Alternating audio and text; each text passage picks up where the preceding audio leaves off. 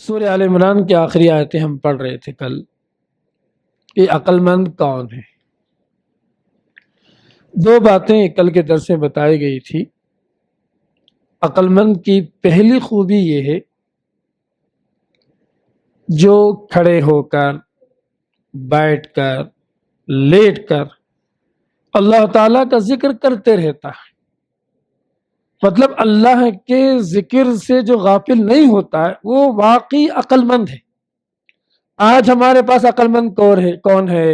چور، لٹیرے، بٹے باز، فراڈی، ایسے قسم کو ہم بہت تعریف کرتے ہیں، بھائی بہت بڑا ہوشیار ہے، بہت عقل مند ہے۔ یہ کون سا عقل مند ہے؟ دوسروں کا پیسہ ہڑپ کرنا، دوسروں کی چیزوں کو چھین لینا، دھوکہ دینا، یہ کون سی عقل مندی ہے؟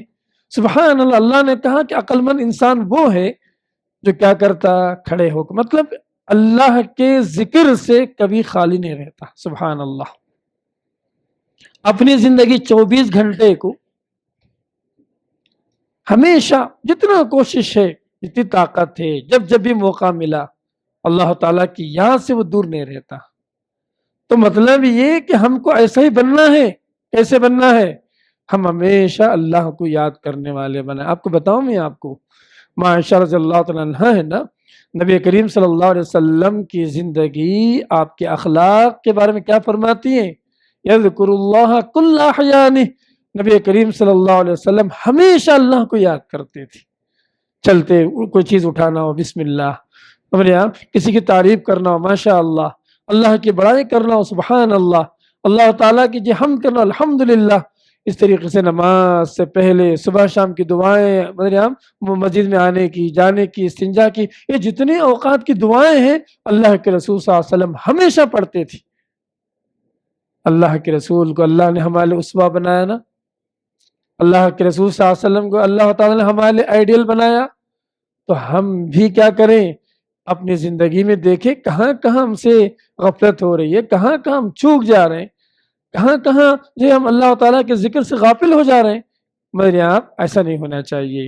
یہ پہلی نصیحت تھی کل کے درس کی۔ دوسری نصیحت یہ عقل مندوں کی کہ یہ کائنات پہ غور کرتے ہیں۔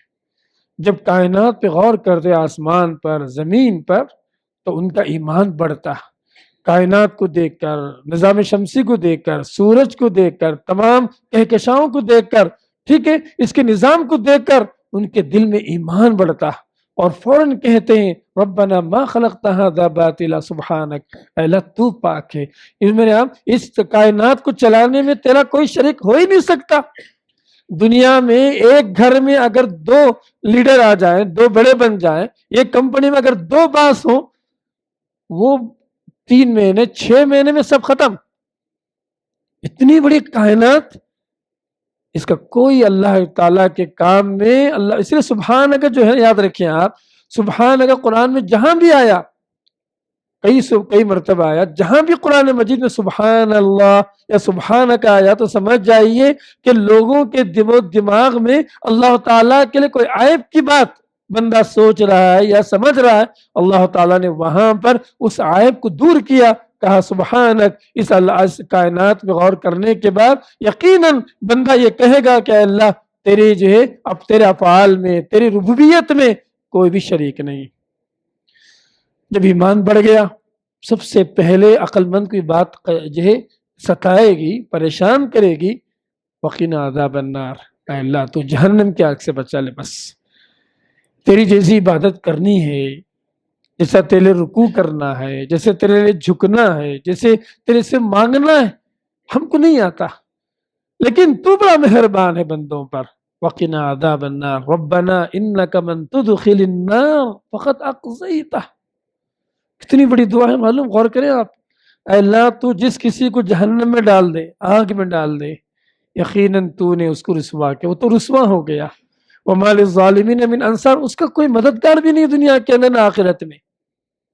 جس کو اللہ تعالیٰ جہنم میں ڈال دے، کوئی چانس نہیں ہے جہنم سے باہر آنے کا سوائے اللہ تعالیٰ کی مغفرت کے، اللہ تعالیٰ کی معافی کے، اس کے علاوہ کوئی راستہ نہیں۔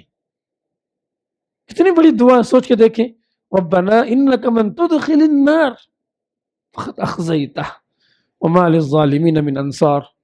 اس کے بعد جیسے ہی اہل ایمان کو ریلائز ہوا، سمجھ رہے ہیں آپ کیا ریلائز ہوا کہ جنت میں جانا ہے، جہنم سے بچنا ہے تو ایمان کی ضرورت ہے۔ تو انہوں نے ایمان کو سمجھ رہے ہیں آپ، ایمان کی تجدید کی، ایمان کو ریفریش کیا انہوں نے۔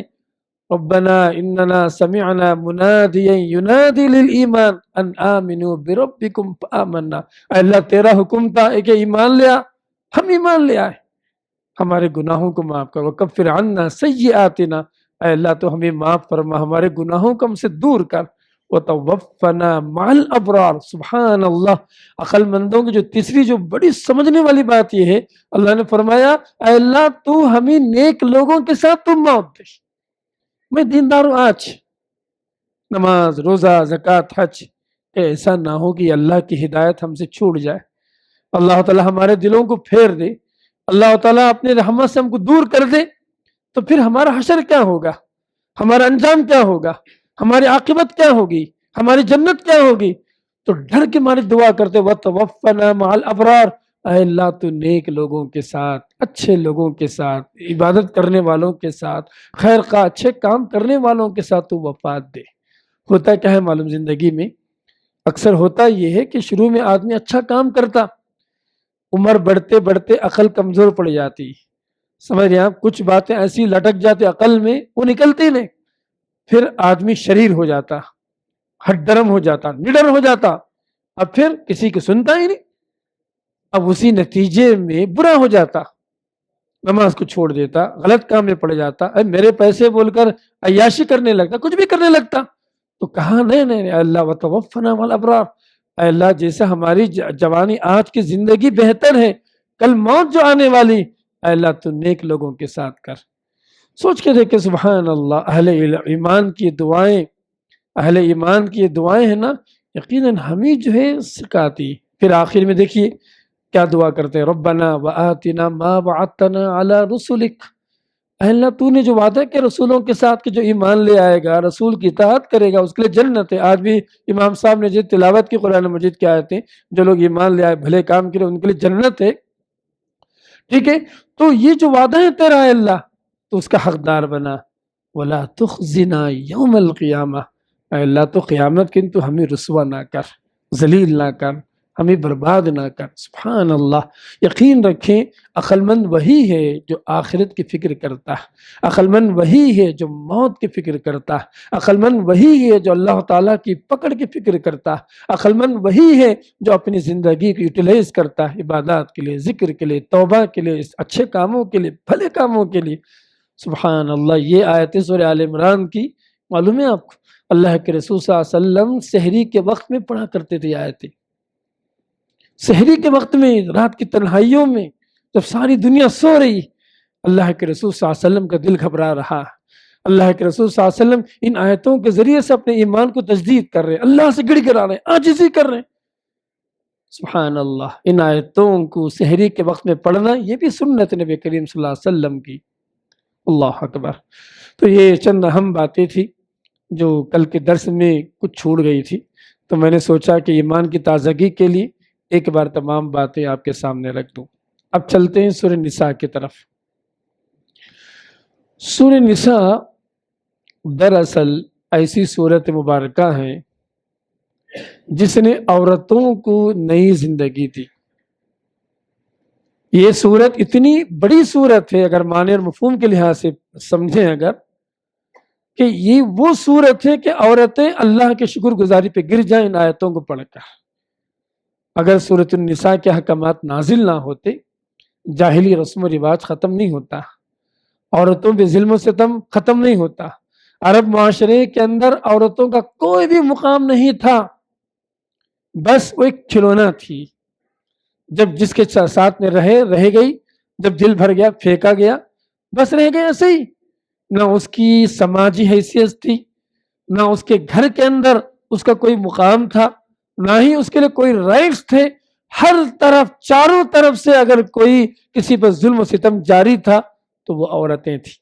اللہ تعالیٰ نے اس صورت کے ذریعے سے، اللہ تعالیٰ نے جاہلیت کے بہت سارے احکام کو اللہ تعالیٰ نے منسوخ کرایا اور عورتوں کو ایک نئی زندگی اللہ تعالیٰ نے ان آیات مبارکہ کے ذریعے سے عنایت فرمائی۔ یہ صورت مدنی صورت ہے، مکمل مدنی صورت ہے، ایک آیت کو چھوڑ کر جیسا کہ بعض اہل علم نے اس کا تذکرہ کیا۔ چلیے آج ہم پڑھتے ہیں صرف ایک ہی آیت، وہ بھی پہلی آیت پر ہم غور و فکر کرتے ہیں۔ اللہ تعالیٰ جو ہے سورہ نساء کی پہلی آیت میں بہت ساری نصیحتیں ہم سب کے لیے۔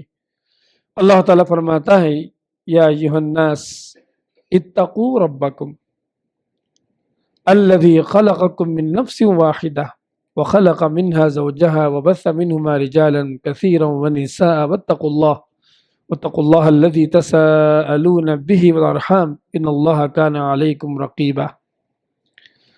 اے لوگو ڈرو اس اللہ سے جس نے تمہیں ایک جان یعنی آدم سے پیدا کیا، وخلق منها اور آدم ہی سے اللہ تعالیٰ نے حوا ان کی بیوی کو پیدا کیا، وبث منہما ان دونوں سے اللہ تعالیٰ نے نسل کو جاری کیا، بہت سارے مردوں اور عورتوں کو پیدا کیا۔ واتقوا اللہ الذی تساءلون بہ والارحام، تم اس اللہ سے ڈرو جس کا نام لے کر تم رشتے مانگتے ہو، والارحام اور یہ اس اللہ سے ڈرو رشتوں کو توڑنے سے بھی تم اللہ سے ڈرو، بے شک اللہ تعالیٰ تمہارے اوپر رقیب ہے۔ یہ آیت اتنی عظیم آیت ہے، اللہ کے رسول صلی اللہ علیہ وسلم کا کوئی بھی خطبہ، جمعہ کا خطبہ ہو، عام نصیحت ہو، عیدین کا موقع ہو، کبھی بھی ہو، اللہ کے رسول صلی اللہ علیہ وسلم انہی آیتوں کے ذریعے سے لوگوں کو نصیحت کیا کرتے تھے۔ یہ اس آیت کی اہمیت معلوم پڑی، یہ ایسی آیت ہے کہ کبھی بھولنا نہیں اس کو، اس لیے امام صاحب کیا کرتے ہیں ہر جمعے میں یہ آیت پڑھ کر یاد دہانی کراتے ہیں، نبی کرتے تھے ایسے ہی۔ تو اتنی بڑی بات کیا اس آیت مبارکہ میں کہ ہر جمعہ نبی کریم صلی اللہ علیہ وسلم انہی آیتوں کے ذریعے سے، عیدین کے موقع پر اتنی بڑی تعداد ہے، انہی آیت کے ذریعے سے، یا جنازے کا موقع ہو، انہی آیت کے ذریعے سے اللہ کے رسول صلی اللہ علیہ وسلم لوگوں کو نصیحت کیا کرتے۔ تو سمجھنے والی بات ہے کہ اس میں کچھ بڑی باتیں ہیں۔ سب سے پہلی بات، اللہ تعالیٰ کا تقوی اختیار کرنے کا حکم دیا۔ تقوی کس کو کہتے ہیں؟ اللہ کی نافرمانی سے بچ کر اللہ کی اطاعت کرنے کا نام تقوی۔ آدمی نماز پڑھ رہا لیکن گناہ نہیں چھوڑ رہا، وہ متقی نہیں ہے۔ گناہ کو چھوڑتے ہوئے، اللہ کی نافرمانی سے بچتے ہوئے اللہ کی اطاعت کرنے کا نام تقوی۔ یہ پہلی بات ہو گئی۔ دوسری بات، اللہ تعالیٰ نے کہا کہ یہ جو انسان ہے نا، یہ جو رشتہ بنتا ہے، یہ کوئی اجنبی نہیں اصل میں۔ مثال طور پر کسی کا رشتہ کسی کے یہاں ہوتا ہے، اگر سمجھا، اگرچہ کہ دونوں کا خاندان الگ ہے، دونوں کی زبان الگ ہے، دونوں کے دولہا و دلہن کے دونوں کے رنگ روپ، تہذیب، کلچر، باتیں الگ ہیں، لیکن پھر بھی ان دونوں کے درمیان کئی رشتے ہیں۔ سب سے عظیم رشتہ کیا ہے؟ سب سے عظیم رشتہ یہ کہ شوہر ہو یا بیوی ہو، ان دونوں کا جد امجد، دادا اول حضرت آدم علیہ السلام اور حوا ہیں۔ کوئی بھی رہنے دیجیے آپ، یہ سلسلہ جائے گا اوپر ہی ملے گا۔ تو مطلب یہ کہ ہم ایک ہی ماں باپ کے اولاد ہیں۔ یہ جو سائیکالوجی ہے نا، خاندانی زندگی کے لیے بہت اہم ہے۔ امام ابن کثیر رحمہ اللہ نے اس آیت کی شرح میں لکھا، بہت پتہ کی بات لکھی، انہوں نے کہا کہ دلوں کے اندر سچی محبت اس تصور کے بغیر پیدا نہیں ہو سکتی جب تک شوہر یہ نہ سمجھے یہ جو میری بیوی ہے نا، یہ جو ہے آدم کی اولاد ہے، ہم ایک ہی ماں باپ کے اولاد ہیں۔ اس کے اندر اپنا پن نہیں آئے گا۔ اسی طریقے سے بیوی جب تک یہ نہیں سمجھتی ہے کہ شوہر جو میرا شوہر ہے، اگرچہ کہ اجنبی تھا، دوسرے خاندان کا ہے، فلاں کا ہے، لیکن اصل کے اعتبار سے ہم دونوں ایک ہی ماں باپ کے اولاد ہیں، بگننگ، ابتدا کے لحاظ۔ تو یہ جو تصور ہے، یہ جو خیالات ہیں، یہ جو سائیکالوجیکل ڈیولپمنٹ ہے نا، یہ خاندانوں کے درمیان محبت کو، الفت کو، چاہت کو، سمجھ رہے آپ، پیار کو بڑھاتے ہیں۔ اس کے بغیر پیار آ ہی نہیں سکتا، محبت آ ہی نہیں سکتی دونوں کے درمیان۔ کیوں؟ دونوں اپنے اپنے سائیکالوجی میں الگ الگ دنیا بنا کر، دیواریں کھڑا کر کے، سمجھ رہے آپ، سمجھنا نہیں چاہ رہے دونوں ایک دوسرے کے لیے، تو پھر رشتے کیسے بنیں گے بتائیے آپ؟ تو اسی لیے امام ابن کثیر رحمہ اللہ نے بڑی پتہ کی بات کہی کہ اللہ تعالیٰ نے محبت و الفت کا اس آیت میں ایک آفاقی ایک بہترین اصول اللہ تعالیٰ نے ان آیت میں بیان فرمایا۔ چلیے دوسری بات اس آیت میں سمجھنے والی بات، اللہ تعالیٰ نے اس آیت میں دو موقعوں پر ڈرنے کا، اللہ تعالیٰ کا تقوی اختیار کرنے کا حکم دیا، دو موقعوں پر۔ کیا دو موقع ہیں؟ اللہ نے فرمایا وَاتَّقُوا اللَّهَ الَّذِي تَسَاءَلُونَ بِهِ وَالْأَرْحَامَ، اللہ کہہ رہا ہے کہ تم اس اللہ سے ڈرو جس کا نام لے کر تم رشتے مانگتے ہو۔ اجنبی تھی، گھرانہ دوسرا تھا۔ آدمی کیا کرتا ہے، دلہے والے لڑکی کے گھر، لڑکی والوں کے جو ہے گھر پیغام بھیجتے ہیں کہ ہمارا فلاں لڑکا ہے، ہم چاہتے ہیں کہ اللہ کے لیے رشتہ جو ہے پائیدار بنائے، اس رشتے کو جو منسلک کریں۔ تو اللہ نے کہا اس موقع پر اللہ سے ڈرو، دھوکہ مت دو، فرار مت کرو، نفسانی خواہشات میں مت جاؤ، اللہ کا نام لے کر تم رشتے میرے یہاں بناتے ہو، میرے یہاں رشتہ ناتا جوڑتے ہو، اللہ کا نام لے کر رشتے مانگتے ہو۔ اللہ نے کہا اس موقع پر تقوی والی زندگی اختیار کرو، تقوی کے ساتھ تم کام کرو۔ اسی طریقے سے اللہ نے فرمایا والارحام، اللہ نے کہا کہ اس اللہ سے ڈرو رشتہ ناتا توڑنے سے، کہ جس اللہ کا نام لے کر تم رشتے جوڑے تھے سمجھیا اس کو توڑ دو گے۔ والارحام، اللہ سے ڈرو۔ سبحان اللہ، سوچ کے دیکھیں آپ، اللہ تعالیٰ نے ایک ہی آیت کے ایک ہی ٹکڑے میں شادی کی ابتدا اور شادی کی انتہا دونوں بیان فرما دیا۔ اللہ کا نام لے کر رشتے مانگ رہے ہو تو نبھانا اس کو، اور توڑنا ہے تو تقوی کی بنیاد پہ توڑنا۔ سمجھے آپ، ذاتی مفادات ادھر ادھر کی باتیں انہوں نے کہا، انہوں نے یہ نہیں کہا، اللہ کے رسول صلی اللہ علیہ وسلم اللہ تعالیٰ نے والارحام کہ تم رشتے کے ناطے کو توڑنے سے بچو۔ یہ بڑی اہم آیت ہے۔ چلے اس آیت کا ایک آخری ٹکڑا ہے نا، یہ بہت اہم ہے۔ اللہ نے فرمایا ان اللہ کان علیکم رقیبا، شوہر کے لیے نصیحت یہ، اللہ تجھ پر نگران ہے۔ تو بیوی پہ ظلم کرے گا، زیادتی کرے گا، مار پیٹ کرے گا، نقصان پہنچائے گا، ٹھیک ہے، اللہ تیرے پر نگران ہے، اللہ دیکھ رہا ہے سب، اللہ کو سب معلوم ہے، اللہ پکڑنے کی طاقت رکھتا، اللہ رقیب ہے۔ اسی طریقے سے بیوی کے لیے نصیحت ہے، اس میں بیوی سے یہ بات کہی جا رہی ہے کہ اللہ رقیب ہے تجھ پر بھی، تو اگر نافرمانی کرے گی، حد درمی کرے گی، شوہر کی جو فرما برداری نہیں کرے گی، جو خلاف ورزی کرے گی، دغا بازی کرے گی، دھوکہ بازی کرے گی، بٹے بازی کرے گی، اللہ تجھ پر بھی نگران ہے۔ اسی طریقے سے سسرال والے، اسی طریقے سے میکے والے، تمام پر اللہ رقیب ہے۔ اگر سب مل کر کسی ایک کے خلاف کا دلہا ہو یا دلہن ہو، ہوتا ہے ایسے ہی، چار لوگ کیا کرتے خاندان میں مل جاتے ہیں، سمجھ رہے، میکے والے پورے مل گئے تاکہ اس دلہے کو جو کیا کریں ہم دبا دیں، یا جو دلہے والے سب مل گئے تاکہ دلہن والوں کو دبا دیں، جو بھی کریں اللہ نے فرمایا ان اللہ کان علیکم رقیبا، اللہ تعالیٰ تم سب پر نگران۔ رقیب جو اللہ کی صفت ہے نا، یہ بہت عظیم صفت ہے۔ اس کے اندر اللہ تعالیٰ کا علم شامل ہے، رقیب اس کے اندر اللہ تعالیٰ کی جو ہے عظمت شامل ہے، اللہ تعالیٰ کی پکڑ شامل، اللہ تعالیٰ کی قدرت شامل، اللہ تعالیٰ کا جو ہے کہ اللہ تعالیٰ کو ہر چھوٹی بڑی تمام باتوں کو جاننے والی بات شامل ہے رقیب کے اندر۔ ان اللہ کان علیکم رقیب، اللہ دیکھ رہا، اللہ خبر رکھ رہا، اللہ تعالیٰ تم پر نگران ہے۔ یہ اردو زبان بہت چھوٹی ہے رقیب کا ترجمہ کرنے کے لیے، اتنا عظیم معنی ہے اللہ تعالیٰ کے ناموں میں یا رقیب کا۔